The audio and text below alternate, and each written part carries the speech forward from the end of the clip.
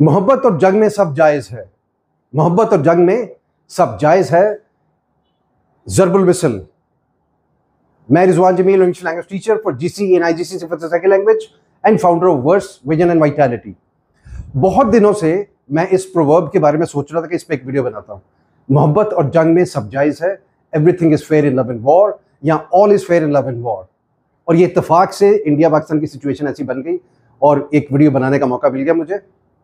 तो ये जो जरबुल विसल है, मोहब्बत और जंग में सब जायज है, ये दुनिया की सबसे बड़ी नॉनसेंस है, सबसे फजूल बात है ये। इसको मैं एक्सप्लेन करता हूँ कैसे। पहले मोहब्बत को देखते हैं, फिर असल जो पॉइंट है उस पर आते हैं। अब मोहब्बत में हर चीज़ जायज़ नहीं है। अगर लड़की एग्री नहीं करती तो आप उसको नुकसान नहीं पहुंचा सकते, आप उसको किडनैप नहीं कर सकते। चूंकि आपको मोहब्बत है तो लिहाजा मोहब्बत में सब जायज़ है। अब आ जाते हैं, जंग में सब जायज़ है कि नहीं है। हम बीइंग मुस्लिम्स इस बात पे फर्मली बिलीव करते हैं, हमारा फेथ है, हमारा ईमान है कि हम औरतों को, बच्चों को, बूढ़ों को और फसलों को नुकसान नहीं पहुंचाते, बीइंग मुस्लिम्स। और कल जो इंडिया ने एक्ट ऑफ एग्रेशन किया अगेंस्ट पाकिस्तान, हमारे होमलैंड के 5-7 जगहों पे जो अटैक किया रात के 1:30-2 बजे, एक इंतहाई बुज़दिलाना, ये तो एक वर्स्ट एग्जांपल है कवर्डिस की। मासूम, निहत्ते, इनोसेंट सिविलियंस पर तो आप कभी भी अटैक नहीं करते in the state of war. अगर होती है तो अव्वल तो वॉर की जरूरत ही नहीं होती। हर चीज़ पीसफुल तरीके से टेबल टॉक से होती है। और जो पुलवामा में जो इंसिडेंट हुआ, जिसको इन्होंने बेस बना के जो सारी खराबी की और पानी जो हमारा बीच जो वहां से रोका, इनके इंडियन जो यूट्यूबर्स हैं, इंडियन एनालिस्ट हैं, इंडियन जर्नलिस्ट हैं, उन सब की वीडियोस देखें। वहां पे जो लोग की डेथ्स हुई, जो मर्डर हुए, जो टूरिस्ट थे वहां पे इंडिया में, और एक औरत जिसने, उसकी वीडियो भी है, आप देख सकते हैं उसको। उसने कहा जी कि मेरे हस्बैंड को इन्होंने कहा, टेररिस्ट ने, कि ये मुसलमान है, मुसलमान लग रहा है, इसको मारो। एक मुसलमान कभी दूसरे मुसलमान को कभी भी नुकसान पहुंचाने का सोच भी नहीं सकता, मर्डर करना तो बड़ी दूर की बात। तो ये वहां पे वाक़यात हुए।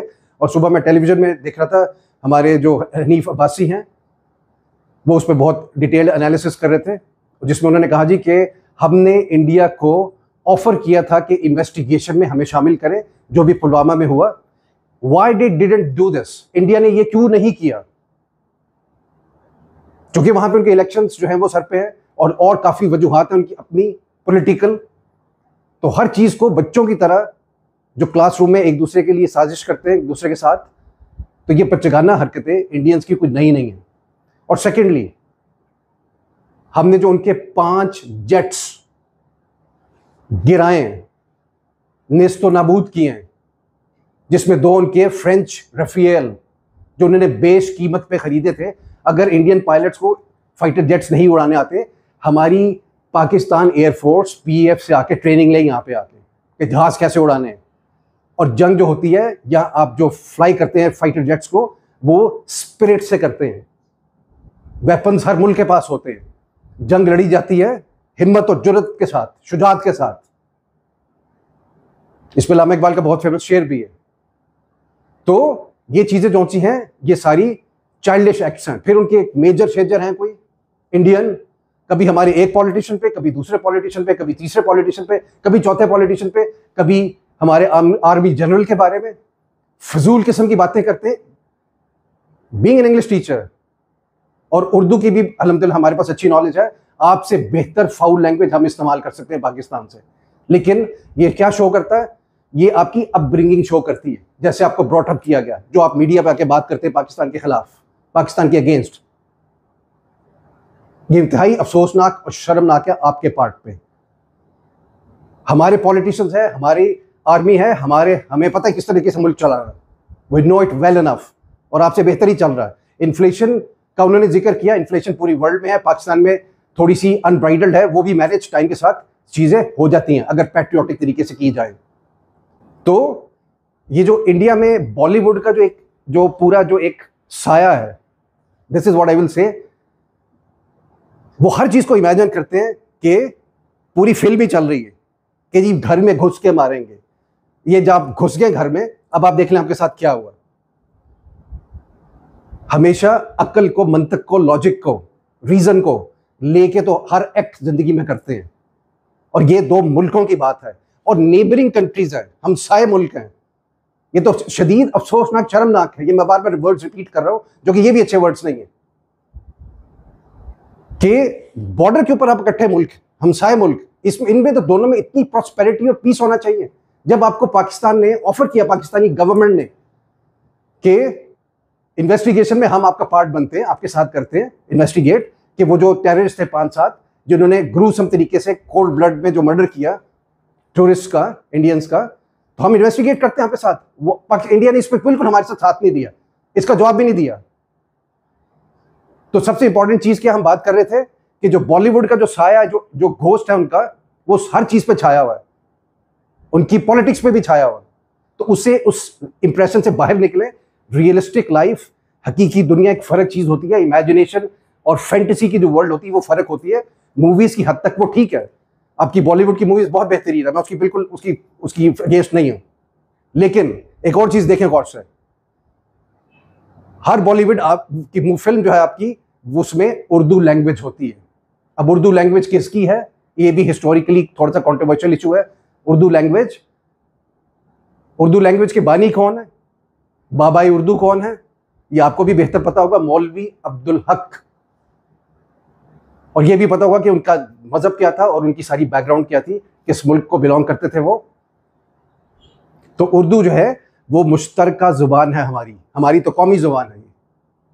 तो सारी मूवीज आपकी उर्दू में, हमारी उर्दू लैंग्वेज हर जगह पे जो है वो फ्रीक्वेंटली होती ही यूज उर्दू है। और लास्टली सबसे इंपॉर्टेंट चीज, जो साथ पे हमसाये में दो मुल्क हैं, वो तो बहुत, उनमें पीस, अमन, आतिशी होनी चाहिए, आतिश नहीं होना चाहिए। इसको गौर से सुनिए दोबारा से, अमन आतिशी होनी चाहिए, आतिश नहीं होना चाहिए। और आपस में मिला जुला के हर चीज को आप सलीके से लेके चलें।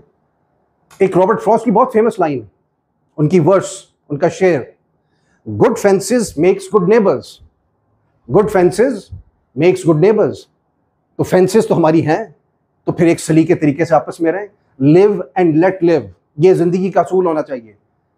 ये मारा मारी, एग्रेशन, फाउल माउथ, गालम गलोच करनी, फजूल बातें करनी, किसी के बारे में भी, किसी के मुल्क के बारे में भी, किसी के मजहब के बारे में भी, ये शोभा नहीं देता। और मुझे याद आ गया डॉक्टर बिंद्रा, उनसे हमारा बहुत लगाव है, बहुत सालों से। और उनकी एक वीडियो कुछ दिन पहले उन्होंने रिलीज की थी। तो डॉक्टर बिंद्रा से मैं मुखातिब हूँ इस वक्त। आप इतने अच्छे मेंटोर, इतने अच्छे स्पीकर और मोटिवेशन की आप बात करते सारा टाइम, मुझे तो लग रहा था कि मोटिवेशन ही मोटिविजन हो गई है। जिस तरीके से आपने पाकिस्तान के बारे में बात की, दैट वाज अनबिलीवेबल। किसी मुल्क के बारे में भी, कोई भी, हम कभी इंडिया के बारे में कभी नेगेटिव हमारी थॉट और थिंकिंग नहीं होती, कभी सोच नहीं होती, क्योंकि हम समझते हैं कि पीसफुल तरीके से अपने नेबर के साथ रहें। लेकिन आपने जिस तरीके से बात की पाकिस्तान के अगेंस्ट, वो आपको शोभा नहीं देती थी। That didn't suit you. Doctor Bindra को मैं कह रहा हूं स्पेसिफिकली, कि जी पाकिस्तान के अगेंस्ट और एक्ट ऑफ एग्रेशन करें और वॉर करें और ये और वो। तो बीइंग पाकिस्तानीज, हम सब बहुत पीसफुल लोग हैं, आपस में सलीके से रहने वाले। और इंडिया का जो है वो, अपने इंडिया को खुद आप मैनेज करें, हमारे चीज़ों में दखल नहीं दें, बगैर किसी वजह के खुद मैनेज करें। जहाँ के जो मसाइल हैं हम उनको बेहतरीन तरीके से मैनेज कर रहे हैं, और मसाइल हर जगह पे होते हैं, ये बड़ी नेचुरल सी बात। तो दिस वाज द वीडियो जिसमें मुझे एड्रेस इंडियंस को करना था, स्पेशली जो उनके स्टॉलवर्ड्स हैं और जो उनकी ब्रेन्स हैं, खासतौर पे जो वो थिंक करते हैं, उनके थिंक टैंक्स, कि जी किस तरीके से मैनिपुलेट किया जाए। जिंदगी मैनिपुलेशन से नहीं चलती, एक्सप्लॉयटेशन से नहीं चलती, जिंदगी आपस में लिव एंड लेट लिव से चलती। इसको दिमाग में रखें, अपने जहन के अंदर, माइंड के अंदर, ब्रेन के अंदर। जिंदगी डिसेंसी के साथ, मैनरिज्म के साथ, एडिकेट के साथ, एटिकेट्स नहीं, एटिकेट के साथ, डिसेंसी के साथ, अमन के साथ, पीस के साथ। और इस्लाम का तो मतलब ही पीस है, जो हमारा मजहब है। तो इस मैसेज के साथ अमन और पीस से रहें। जंग कभी भी सोल्यूशन नहीं होता, जंग कभी भी हल नहीं होता किसी चीज का। हमेशा अगर दो पार्टीज में मसला है, दो मुल्कों में मसला है, हैव अ टेबल टॉक, सलीके से बैठ के, अमन से, डिसेंट तरीके से, मुस्कुराते हुए, अच्छी बातचीत करते हुए मैटर्स को सेटल करें। Act of aggression should never be there. जंग, फिर वही बात है, जंग इज नेवर जस्टिफाइबल और जंग is never, war is never justified. हमेशा अमन और सुकून से रहना चाहिए, चाहे अपने घरों में है, चाहे दो मुल्कों की बात हो रही है, चाहे क्लास फेलोज की बात हो रही है, चाहे बिजनेस पर्सनल की बात हो रही है, चाहे एम्प्लॉयर की एम्प्लॉई से बात हो रही है, किसी भी लेवल पे फिरौनियत अच्छी नहीं लगती।